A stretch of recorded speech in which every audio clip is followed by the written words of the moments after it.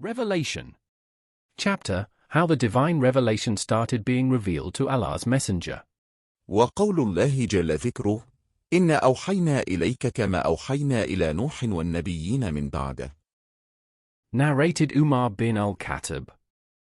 I heard Allah's Messenger saying, the reward of deeds depends upon the intentions, and every person will get the reward according to what he has intended.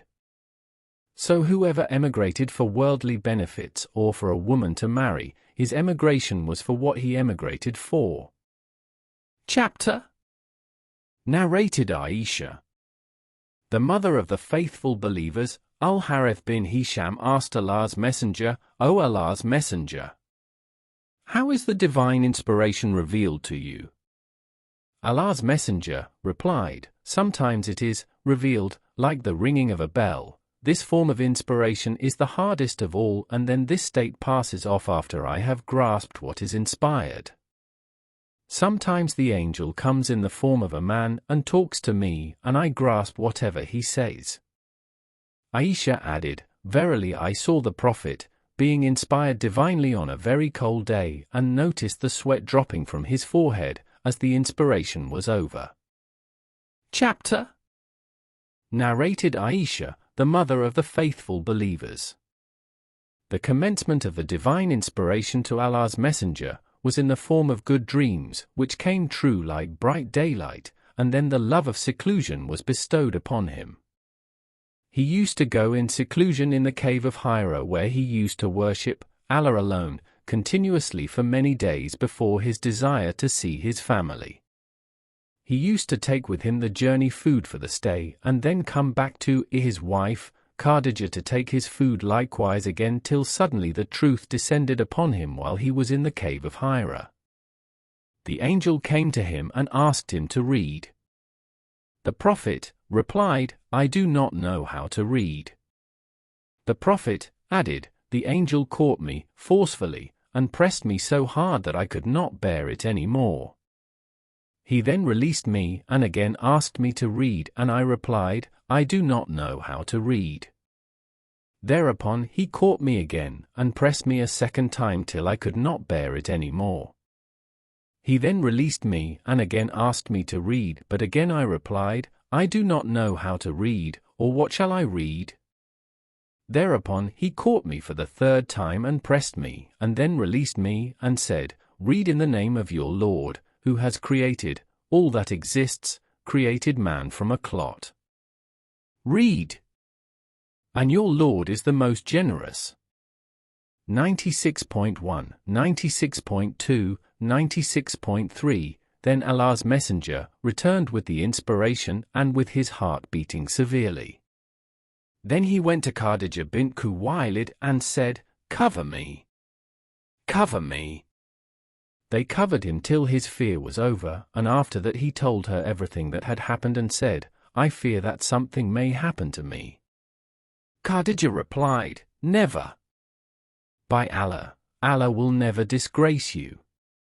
You keep good relations with your kith and kin, help the poor and the destitute, serve your guests generously, and assist the deserving calamity-afflicted ones. Khadijah then accompanied him to her cousin Waraka bin Nawfal bin Asad bin Abdul Wuzza, who, during the pre-Islamic period, became a Christian and used to write the writing with Hebrew letters. He would write from the Gospel in Hebrew as much as Allah wished him to write. He was an old man and had lost his eyesight. Khadijah said to Waraka, listen to the story of your nephew, O my cousin. Waraka asked, O my nephew, what have you seen? Allah's Messenger described whatever he had seen. Waraka said, this is the same one who keeps the secrets, Angel Gabriel, whom Allah had sent to Moses.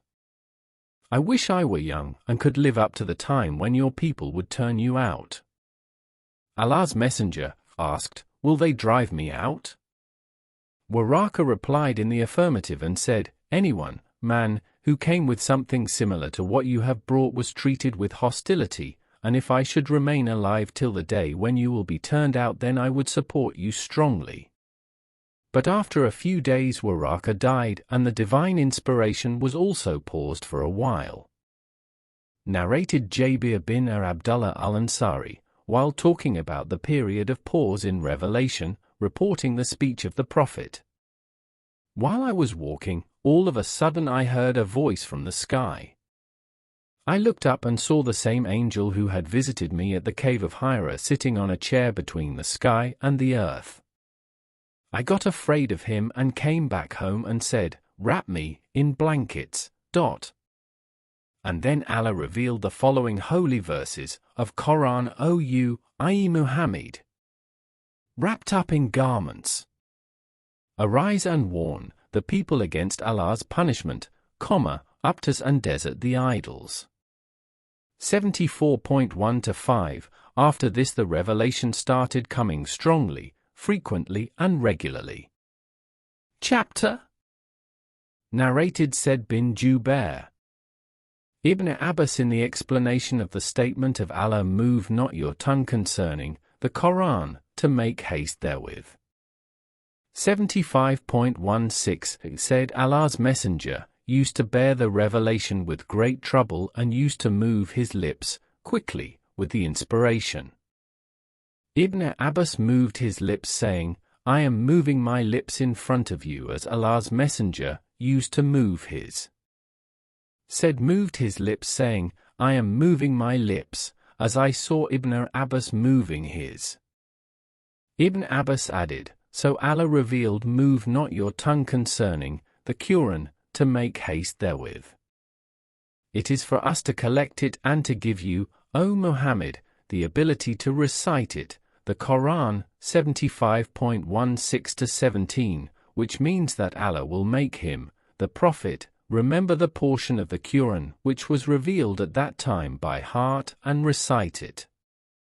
The statement of Allah, and when we have recited it to you, O Muhammad, through Gabriel, then you follow it, Quran, recital, 75.18, means listen to it and be silent. Then it is for us, Allah, to make it clear to you, 75.19, means then it is, for Allah, to make you recite it, and its meaning will be clear by itself through your tongue. Afterwards, Allah's Messenger used to listen to Gabriel whenever he came, and after his departure he used to recite it as Gabriel had recited it. Chapter Narrated Ibn Abbas. Allah's Messenger was the most generous of all the people, and he used to reach the peak in generosity in the month of Ramadan when Gabriel met him. Gabriel used to meet him every night of Ramadan to teach him the Quran. Allah's Messenger was the most generous person, even more generous than the strong uncontrollable wind, in readiness and haste to do charitable deeds. Chapter Narrated Abdullah bin Abbas. Abu Sufyan bin Harb informed me that Heraclius had sent a messenger to him while he had been accompanying a caravan from Quraysh. They were merchants doing business in Sham, Syria, Palestine, Lebanon and Jordan, at the time when Allah's Messenger had truce with Abu Sufyan and Quraysh infidels. So Abu Sufyan and his companions went to Heraclius at Ilia, Jerusalem. Heraclius called them in the court, and he had all the senior Roman dignitaries around him. He called for his translator who, translating Heraclius's question, said to them, Who amongst you is closely related to that man who claims to be a prophet? Abu Sufyan replied, I am the nearest relative to him, amongst the group. Heraclius said, Bring him, Abu Sufyan, close to me and make his companion stand behind him. Abu Sufyan added, Heraclius told his translator to tell my companions that he wanted to put some questions to me regarding that man, the prophet, and that if I told a lie they, my companions, should contradict me. Abu Sufyan added, By Allah! Had I not been afraid of my companions labeling me a liar, I would not have spoken the truth about the Prophet. The first question he asked me about him was, What is his family status amongst you? I replied, he belongs to a good, noble family amongst us. Heraclius further asked, has anybody amongst you ever claimed the same, i.e. to be a prophet, before him? I replied, no. He said, was anybody amongst his ancestors a king? I replied, no. Heraclius asked, do the nobles or the poor follow him? I replied, it is the poor who follow him. He said, are his followers increasing decreasing day by day? I replied, they are increasing. He then asked, does anybody amongst those who embrace his religion become displeased and renounce the religion afterwards? I replied, no. Heraclius said, have you ever accused him of telling lies before his claim to be a prophet? I replied, no. Heraclius said, does he break his promises? I replied, no. We are at truce with him, but we do not know what he will do in it. I could not find opportunity to say anything against him except that. Heraclius asked, have you ever had a war with him? I replied, yes. Then he said, what was the outcome of the battles? I replied, sometimes he was victorious and sometimes we. Heraclius said, what does he order you to do? I said, he tells us to worship Allah and Allah alone and not to worship anything along with him, and to renounce all that our ancestors had said. He orders us to pray, to speak the truth, to be chaste and to keep good relations with our kith and kin.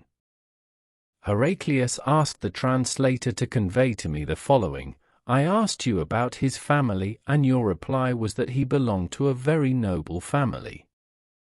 In fact, all the apostles come from noble families amongst their respective peoples. I questioned you whether anybody else amongst you claimed such a thing, your reply was in the negative. If the answer had been in the affirmative, I would have thought that this man was following the previous man's statement. Then I asked you whether any one of his ancestors was a king. Your reply was in the negative, and if it had been in the affirmative, I would have thought that this man wanted to take back his ancestral kingdom. I further asked whether he was ever accused of telling lies before he said what he said, and your reply was in the negative. So I wondered how a person who does not tell a lie about others could ever tell a lie about Allah. I then asked you whether the rich people followed him or the poor. You replied that it was the poor who followed him. And in fact all the apostles have been followed by this very class of people. Then I asked you whether his followers were increasing or decreasing. You replied that they were increasing, and in fact this is the way of true faith, till it is complete in all respects. I further asked you whether there was anybody who, after embracing his religion, became displeased and discarded his religion. Your reply was in the negative, and in fact this is the sign of true faith, when its delight enters the hearts and mixes with them completely. I asked you whether he had ever betrayed. You replied in the negative, and likewise the apostles never betray. Then I asked you what he ordered you to do. You replied that he ordered you to worship Allah and Allah alone and not to worship anything along with him, and forbade you to worship idols and ordered you to pray, to speak the truth and to be chaste. If what you have said is true, he will very soon occupy this place underneath my feet, and I knew it, from the scriptures, that he was going to appear, but I did not know that he would be from you, and if I could reach him definitely, I would go immediately to meet him, and if I were with him, I would certainly wash his feet. Heraclius then asked for the letter addressed by Allah's apostle, which was delivered by Dihya to the governor of Basra, who forwarded it to Heraclius to read. The contents of the letter were as follows: In the name of Allah the Beneficent, the Merciful, this letter is from Muhammad the slave of Allah and his apostle to Heraclius the ruler of Byzantine. Peace be upon him, who follows the right path. Furthermore, I invite you to Islam, and if you become a Muslim you will be safe, and Allah will double your reward, and if you reject this invitation of Islam you will be committing a sin of Arisian, tillers, farmers, i.e. your people. And Allah's statement. O people of the Scripture! Come to a word common to you and us, that we worship none but Allah, and that we associate nothing in worship with him, and that none of us shall take others as lords beside Allah. Then, if they turn away, say, bear witness that we are Muslims, those who have surrendered to Allah. 3 hours 64 minutes. Abu Sufyan then added, when Heraclius had finished his speech and had read the letter, there was a great hue and cry in the royal court. So we were turned out of the court. I told my companions that the question of Ibn Abi capture, the Prophet, Muhammad, has become so prominent that even the king of Bani al-Asfar, Byzantine, is afraid of him. Then I started to become sure that he, the Prophet, would be the conqueror in the near future till I embraced Islam, i.e. Allah guided me to it. The sub-narrator adds, Ibn Nature was the governor of Lyra, Jerusalem, and Heraclius was the head of the Christians of Sham. Ibn Nature narrates that once, while Heraclius was visiting Ilia, Jerusalem, he got up in the morning with a sad mood. Some of his priests asked him why he was in that mood. Heraclius was a foreteller and an astrologer. He replied, at night when I looked at the stars, I saw that the leader of those who practice circumcision had appeared, become the conqueror. Who are they who practice circumcision? The people replied, except the Jews nobody practices circumcision, so you should not be afraid of them, Jews. Just issue orders to kill every Jew present in the country. While they were discussing it, a messenger sent by the king of Ghassan to convey the news of Allah's messenger to Heraclius was brought in. Having heard the news, he, Heraclius, ordered the people to go and see whether the messenger of Ghassan was circumcised. The people, after seeing him, told Heraclius that he was circumcised. Heraclius then asked him about the Arabs. The messenger replied, Arabs also practice circumcision. After hearing that, Heraclius remarked that sovereignty of the Arabs had appeared. Heraclius then wrote a letter to his friend in Rome who was as good as Heraclius in knowledge.